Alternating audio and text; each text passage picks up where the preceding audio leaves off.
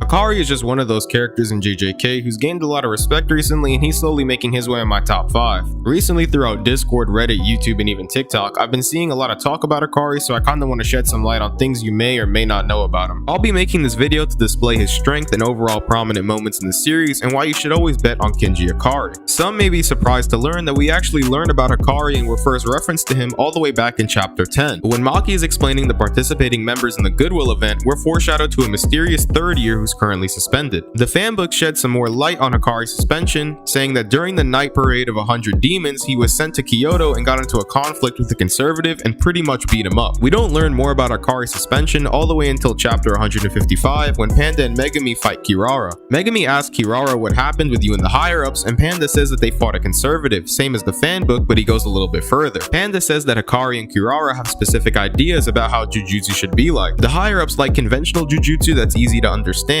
Panda says that over time, technology is blended in with Jujutsu, and when it starts to affect curse techniques, they get upset. Kirara finally speaks up and says Hakari's curse technique is a perfect example. This was just to shed some light about Hakari's suspension, considering it's pretty much all we knew about him for the first 140 chapters. Only a chapter later, when Gojo explains his dream to Ijichi to reset this Jujutsu world, he explains that he'll be able to kill all the people in charge pretty easily, but new people will just take their place and nothing would change. Instead, believing the political route would be better, Gojo decides to foster new allies and develop them into strong sorcerers to help oppose the higher-ups' authority. He says that all of his students are great, especially third-year Hakari and second-year Yuta Akotsu. This is the first but not the last time Hakari and Yuta are mentioned in the same context. After Todo and Mai show up to the school to scope out the competition for this year's Goodwill event, he encounters Megumi and Obara and explains to Megumi that if he doesn't give a sufficient answer to his question, he'll beat him up and drag out Akotsu, or at least that third year, referring to Hakari. This is all to see if they're worthy replacements for Akotsu. A few chapters later, Gojo is having a talk with the Kyoto school principal. He tells the Kyoto school principal that last night he was attacked by 2 special grade curse spirits, referring to his encounter with Hanami and Jogo. And he says that he bets that there's more out there on that level. He says it's not just the enemies that have grown stronger, but Hakari, Akotsu, and Todo from his school as well. He says the wave of power the higher-ups have been ignoring to maintain their status has gotten huge and it's rapidly approaching. And this new generation of sorcerers won't be limited to special grade. The next time we hear anything about Hakari isn't until after Shibuya, nearly 130 chapters later, when Yuta, Megumi, Maki, Yuki, Yuji, and Choso go to visit Tengen to find out more information about the objective of the Culling Games. Tengen asks for 2 bodyguards to protect him from Kenjaku. Yuki and Choso volunteer to stay, making them short-handed on teammates for the Culling Games. Maki decides that they need to go get Kinji Hakari, the suspended third year. Yuji asks if he's strong, and Yuta says he's moody, but when he gets worked up, he's stronger than he is. What I had just read was the translation done by Viz Media, but the original kanji translates a little bit differently. Before we continue, let me give a little disclaimer. I'm not a Japanese speaker or translator for JJK, so I highly recommend you do your own research. The kanji says that he's only stronger than Yuta when he's in good form or on a roll. In Weekly Shonen Jump 29, we learned something similar. It explains that Megumi and Yuji head out to go meet up with Hakari and ask him to join the Culling Games. We then hear this question about what ability makes him stronger than Yuta when he's on a roll. This translation of the kanji aligns better with the Weekly Shonen Jump interpretation of what Yuta's talking about, making it likely that Viz Media probably mistranslated this statement.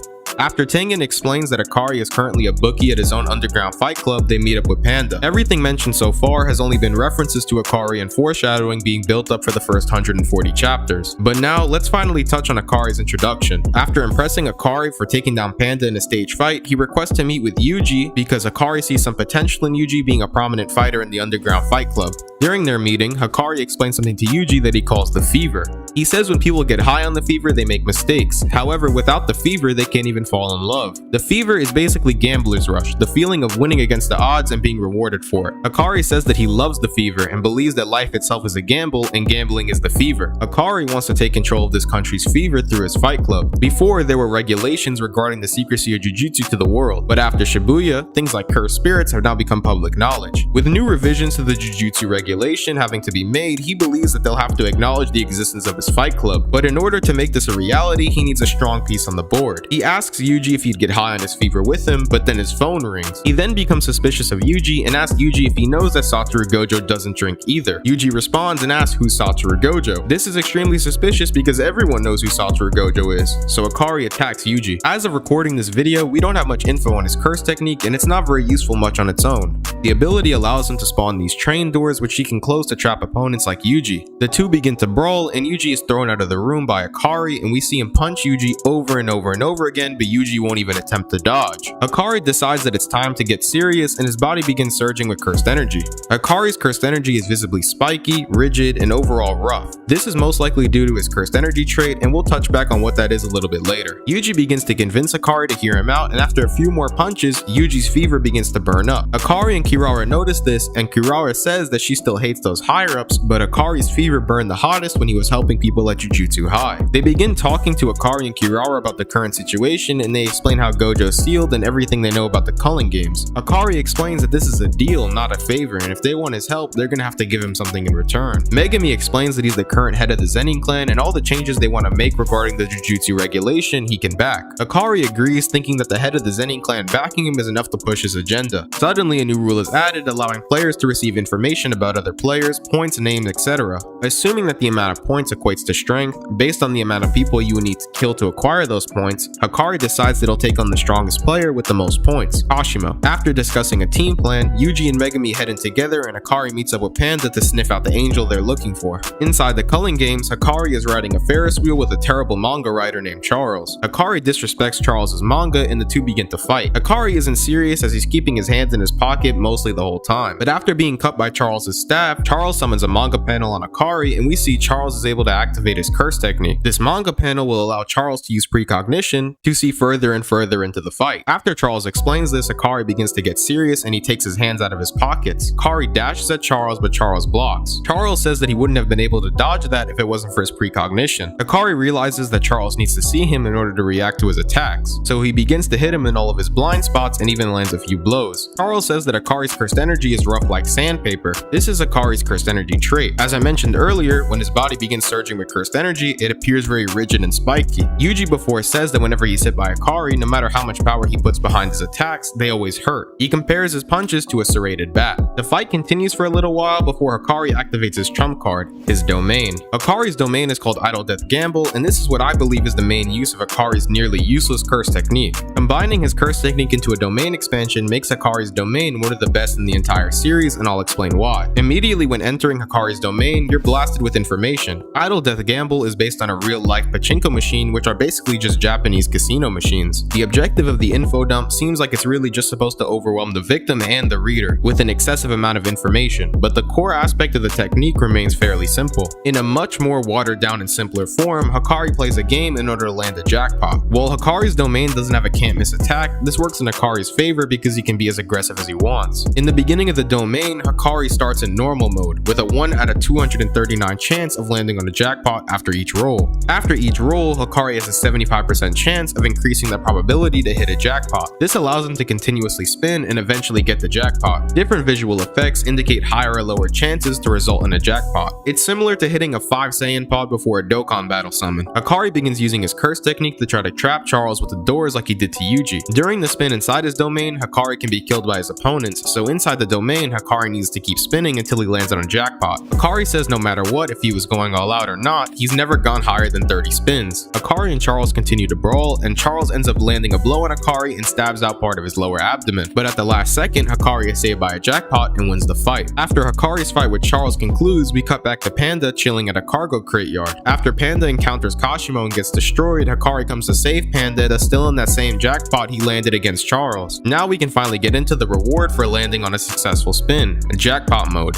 Jackpot Mode continues for 4 minutes and 11 seconds and is likely what on a roll means. During this time, Hakari's curse technique replenishes from his domain, and pretty much all sorcerers after using a domain suffer from post-domain expansion effects, like curse technique burnout and burning away a lot of cursed energy. Because of the effects of Jackpot, Hakari can continuously open up domain over and over and over again, making Hakari one of the only people able to open up domain more than once a day aside from Satoru Gojo. Jackpot gives the caster an unlimited bonus of cursed energy, and the amount of cursed energy gained is so insane that Hakari's body begins using reverse curse technique to reflexively stop his body from literally breaking. This results in Hakari being unkillable for the remainder of the round. Hakari and Kashimo begin to battle, and immediately they start getting aggressive. Kashimo, like Hakari, also possesses a cursed technique trait. Kashima's punches electrify his opponents, and with every punch, he separates cursed energy charges like electricity. He gives his opponents a positive charge while he keeps the negative. The result creates a lightning strike, which is a can't miss attack without the use of domain expansion. But Kashima's ability barely works on someone like Hakari because of how much cursed energy he can output. Hakari gains a cursed energy bonus and says it's time to fly. When the two begin to scrap, Kashimo says he's totally caving in, but Hakari lands another punch and sends Kashimo flying, followed by a knee to the gut. Kashimo says that Hakari's not bad and they continue to brawl a little bit more. Kashimo says that he's finally charged up enough and blasts off Hakari's arm. He realizes that this is now the opportunity he needs to end the fight and dashes towards Hakari, who surprisingly is able to counter Kashimo's next attack. And then surprisingly, Hakari is able to regenerate his entire arm. Remember what I said earlier about Jackpot? Reverse Curse technique is running constantly so he can heal from any damage he takes. This makes Hakari unkillable for 4 minutes and 11 seconds during the round. As the round ends, Hakari opens another domain and begins to reroll for another Jackpot. Hakari activated his domain in less than 0.2 seconds, even faster than Mahito was in Shibuya. After Jackpot, even in his own domain, Hakari becomes killable. Kashimo plans on taking full advantage of this, but right now Hakari's in increased probability mode from his last spin against Charles and landing on an odd number. Kashimo dashes at Hakari and Hakari can't keep up with Kashimo nearly as well as he could in Jackpot. Hakari continues to redo one consecutive effect sequence. To Kashimo, it doesn't look like he's rolling, but he's just re-rolling the same sequence. The chance of landing on a Jackpot on the first activation is over 20%. Re-rolling the same sequence allows Hakari to undo any damage he's taken during the roll,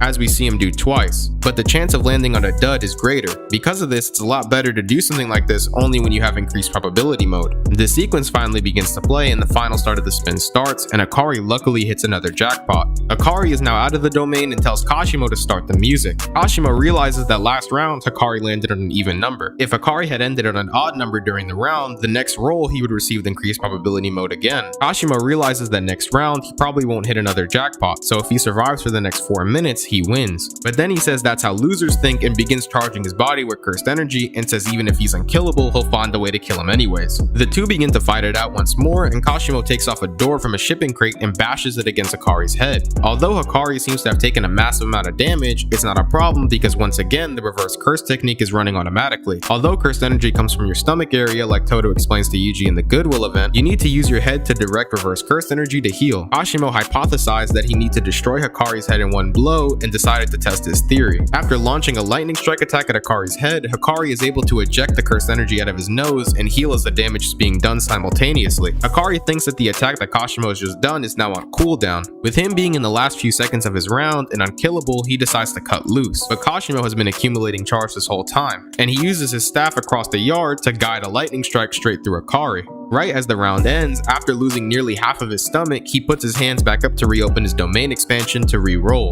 Inside of his domain expansion, he's barely able to stand and begins falling to the ground. Although he didn't get increased probability, he does have faster spins. While the chance of hitting Jackpot is back to 1 out of 239, he can draw extremely fast. And with nothing but sheer luck, Hakari beats the odds and lands on a last minute Jackpot. As Hakari begins to heal inside of his domain, he tells Kashimo that he's never faced death so many times in one day. The domain begins to move at an extremely fast speed, nearly taking Kashimo off his footing. Hakari switches the barrier's coordinates to overseas and dismantled the domain, leaving Kashimo floating in the air. This put Kashimo at an extreme disadvantage and poor position because of his cursed energy trait. Like real electricity, there's no way to shut it off when discharged underwater. Kashimo can either discharge it till he runs out or shut off his cursed energy entirely, but this obviously puts him at an extreme disadvantage. Luckily, cursed spirits arise from the sea and Kashimo gains some footing on dry land above water. Hakari exercises the cursed spirit and Kashimo is forced to jump to the next one. Hakari is able to land a kick and send Kashimo flying straight into the water. Kashimo says he can't take Hakari's kicks without cursed energy, likely to reinforce his body, so now he's forced to discharge all of his cursed energy in the sea.